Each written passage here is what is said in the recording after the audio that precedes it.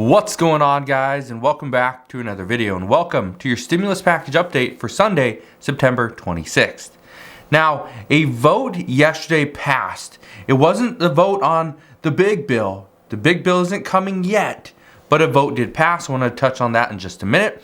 We also know this week there's 3 bills that must pass.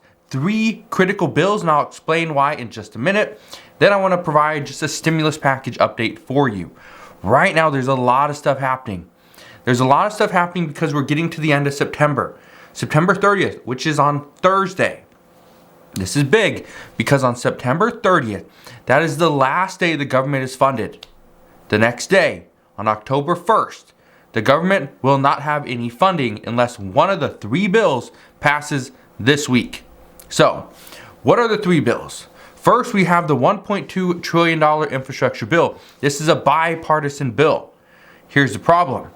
Right now, Nancy Pelosi promised moderates in the House they would have a vote before September 27th.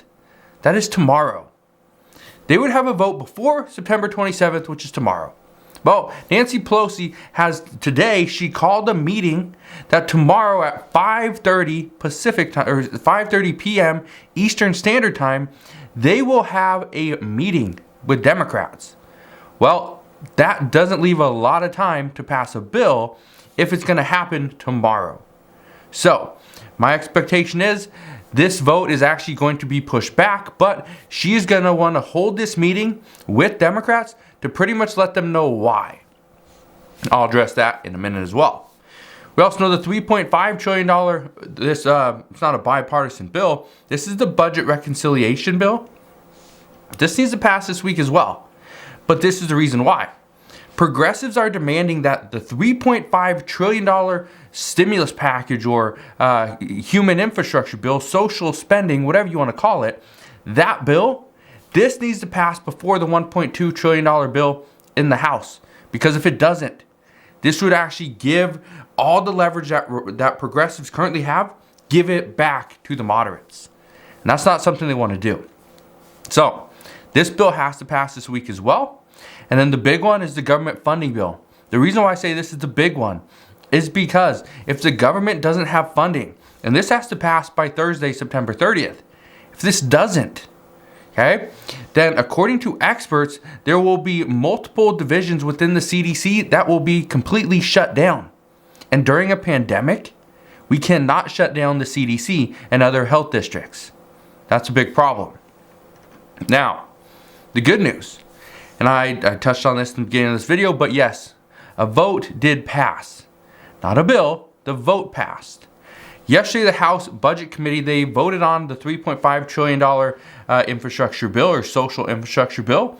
The vote passed 20-17. There was only one Democrat, Democratic Peters, that actually voted against the bill, which he did, I think a month or so ago, a couple weeks ago, whenever it was. So his stance has stayed the same. He wants certain things, well, they're not in the bill, or they're not written the correct way.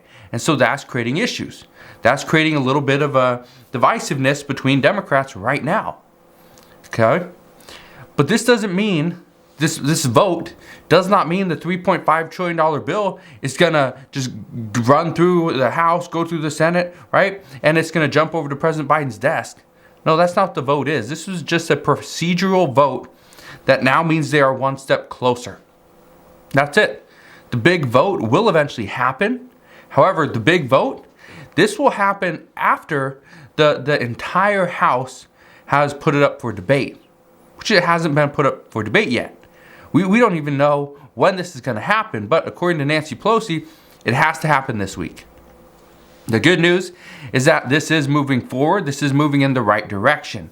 Progressives say they will vote against the $1.2 trillion bill if the bill is voted on tomorrow. Okay. However, here's where President Biden jumps back in. We haven't talked a lot about President Biden lately. And the reason why is because, according to reports, he has been waiting on the sidelines to hopefully allow the Speaker of the House, Nancy Pelosi, and the Senate Majority Leader, Chuck Schumer, to do their jobs, get their caucus on board so that they vote on all the bills, They don't try to derail President Biden's Build Back Better Act. And they push everything through smoothly. However, President Biden is now reportedly working on ways to get the Progressive Party on board. But he doesn't want the bipartisan bill to be blocked by his own party. But he says he also understands that by passing this bill first, and here's the big thing, if he signs this bill first, that could take away leverage from progressives. That could also mean that there would be a delay in passing that $3.5 trillion stimulus package.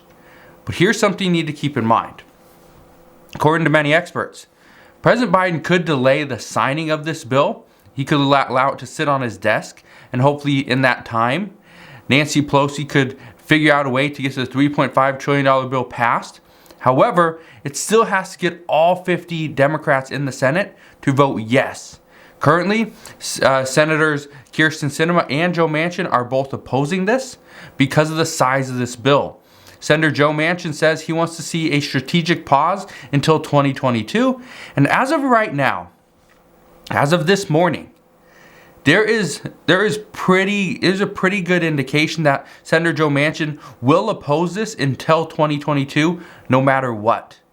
But he's also one of those people that President Biden is trying to get on board. So we'll see what happens there. Right now, what I can tell you, though, is there's a lot of stuff happening within Congress. Congress must quickly pass the $1.2 trillion bill. Nancy Pelosi said it should happen tomorrow. However, she's also open to the idea of actually waiting. I'll explain why in just a second. They need to figure out that $3.5 trillion bill, where moderates are at, where progressives are at, and where they can find some common ground. Currently, they have very little common ground. Finally, they must figure out a way to pass the government funding bill, and eventually they will be asked or pretty much tasked with raising the debt ceiling. That's still a major issue. That's a bigger issue than pretty much all of these things combined. But at the same time, that they still have, they probably have about 25 days to do that before technically the government runs out of money. So we'll see if that actually happens. But here's what Nancy Pelosi said today. Nancy Pelosi stated that the next few days will be a time of intensity. She also went on to say, and I quote, "I'm never bringing to the floor a bill that doesn't have the votes." And she went on to say, "You cannot choose the date. You have to go when you have the votes in a reasonable time, and we will." So let me break that down. Nancy Pelosi said she's never bringing a bill to the floor that doesn't have the votes. Well, essentially, that's what she would be doing with that $3.5 trillion infrastructure bill. She would also be bringing a bill to the floor of the House on that $1.2 trillion infrastructure bill, because right now, her party doesn't have the votes. They don't. If about 50 progressives decide, you know what, we're not going to vote for this bill, that vote wouldn't pass with Democratic votes. But if you toss in Republican votes, it could. And so this is what we're hearing. And this would be a horrible way to campaign next year for Democrats, or mainly progressives. But if Democrats vote on this bill, and let's say they only get, 168, right? They get 168 votes that say yes. And then you got Republicans that vote 50 yeses to get the 218 votes. Okay? If that happens, and Democrats and Republicans join together and get the 218 votes, which I think is the minimum amount of votes needed to pass the bill, if they get the 218, Democrats cannot, when they're doing their upcoming campaigning for their midterm elections, they can't be like, well, Republicans didn't vote for this, because Republicans did. And Republicans be like, you know what? It took us to have to pass this bill and provide better infrastructure to the American people. Because, well, progressives, they didn't. And so that's going to be the story. That's going to be the narrative. And that's not going to look good for Democrats. So here's something I want to bring to your attention. This is actually very interesting. Okay? The crazy part about everything that's going on right now is Nancy Pelosi promised the vote is going to happen on Monday. And then right after she said that the vote's going to happen on Monday, she quickly walked that back and said, no, you know what? We are going to try, and it may happen tomorrow. But we need to have the votes. Nancy Pelosi also stated that the price of $3.5 trillion, this could drop in negotiations. And then she went on to say it seems self-evident that the top line number could be lowered. Okay. Well, so Nancy Pelosi's saying one thing, and then right after she says it, she adjusts her answer to something completely different and gives the complete opposite side. So, I don't know where Nancy Pelosi is going with this. It's very difficult to try to determine what she's going to do because she's saying two different things. That a vote's going to happen tomorrow, yes, but also, no, it probably won't because we don't have the votes. It's a big issue. Now, something that did happen yesterday is the House did approve $778 billion to the military budget. I'm all for the military. I think the military needs a good-sized budget. But at the same time, a lot of this money that's going to some of these contractors, according to multiple reports over this past week, and I didn't know this, and I don't know if you guys knew this is either, but here's what we're being told. Let's say, so $778 billion was approved for the military budget, this year. Okay, that's according to the Washington Post. That's about $8 trillion over the next 10 years. Okay? The stimulus package of $3.5 trillion, that's over a 10-year period as well. So the military budget is going to be about twice as big, a little more than twice as big as the stimulus package. That's telling exactly where things are going. But here's something I didn't know. Let's say the Pentagon's budget, right, the military, all this. Let's say they use the money and towards the end of the year, only $750 billion is needed or $700 billion is needed.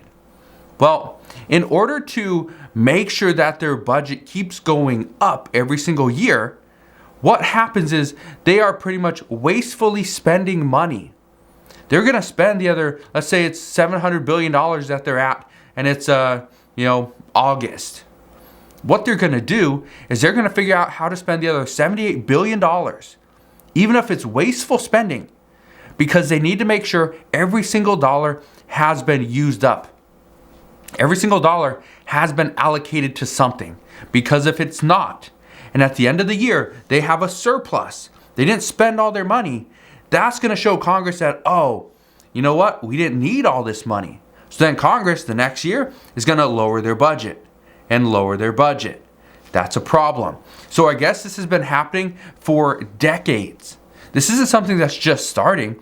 This is something that's been going on for decades. That this is the way they spend money. And they are wasting taxpayer dollars. Now, I didn't know this. Let me know down in the comment section below. Did you know this either? I think this is very interesting.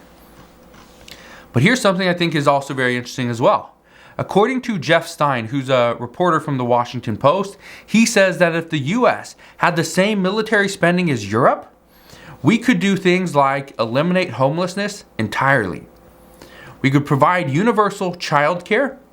We could provide health care for 30 million people who are currently uninsured. And we could dramatically curb the deficit. We are in debt by about $29 trillion. That's a lot, currently. Well, if we were to save, let's say, $1 or $2 trillion, right? Probably even more than that. We'd probably save about $3 trillion, $4 trillion over the next 10 years if we were to cut the military spending, not in half, but fairly close.